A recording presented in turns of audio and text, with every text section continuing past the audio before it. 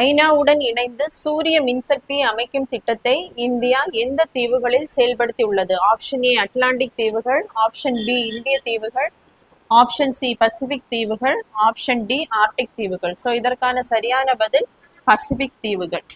So 2017 இருந்து United நேஷனுக்கு India வளர்ச்சி பங்களிப்பு நிதியை வழங்கிட்டு வருது. அதன் அடிப்படையில் ஐநாவும் இந்தியாவும் சேர்ந்து பல்வேறு வளர்ச்சி திட்டங்களை வளரும் நாடுகள்ல செயல்படுத்திட்டு இருக்காங்க. அதன் அடிப்படையில தான் பசிபிக் கடலில் இருக்கக்கூடிய அந்த பசிபிக் தீவுகளுக்கு 12 அரசு கட்டடங்களுக்கு